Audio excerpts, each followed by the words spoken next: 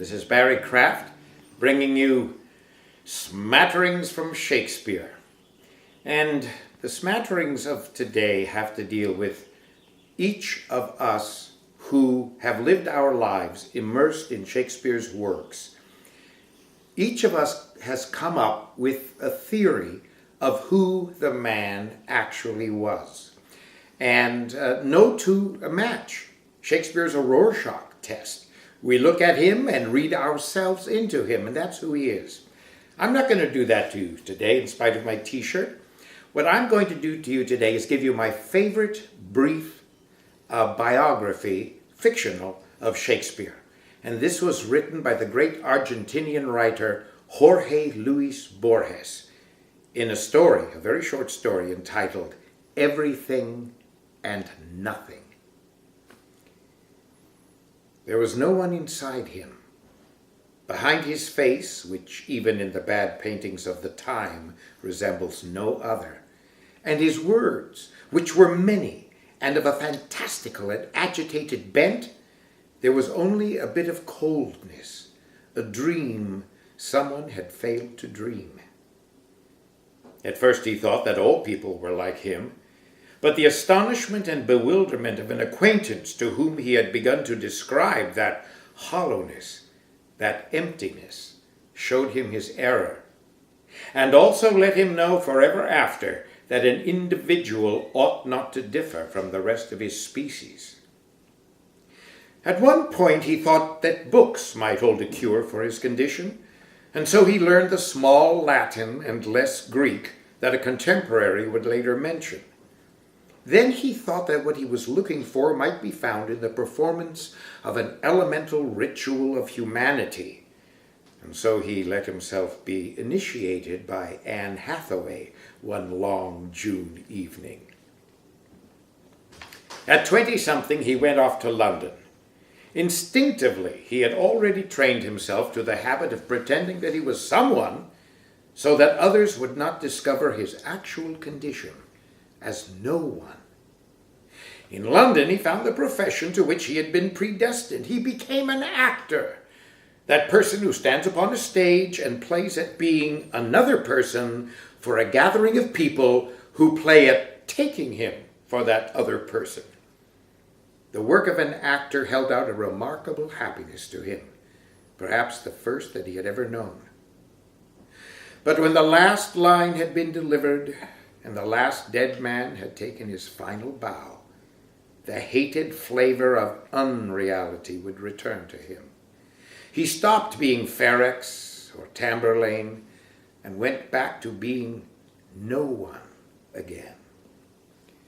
Haunted, hounded, he began imagining other heroes, other tragic fables.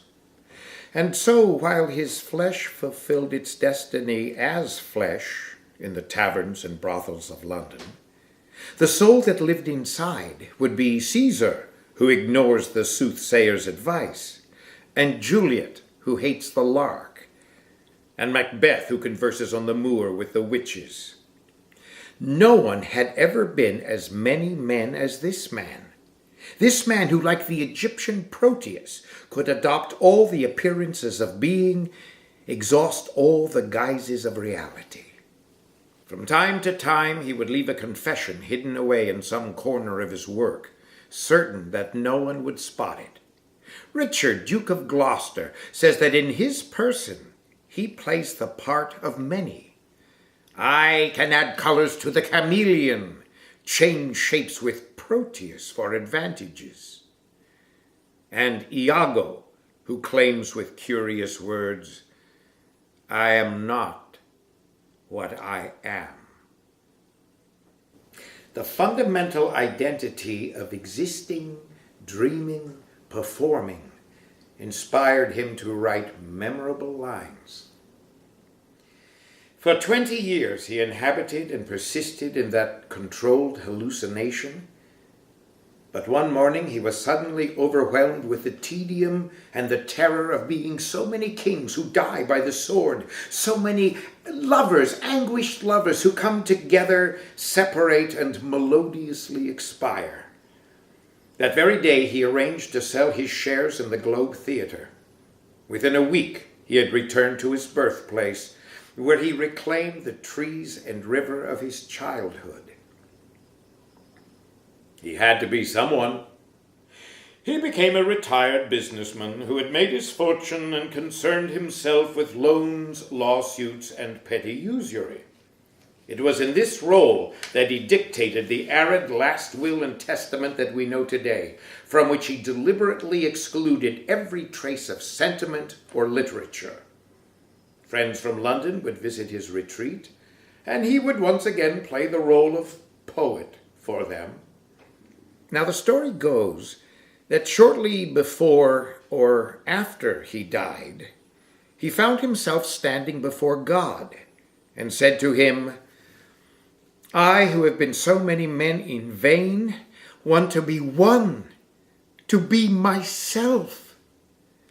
God's voice answered him from out of a whirlwind, "I too am not I. I have dreamed the world, as you, my Shakespeare, dreamt your own work. And among the forms of my dream are you, who, like myself, are many, yet no one. No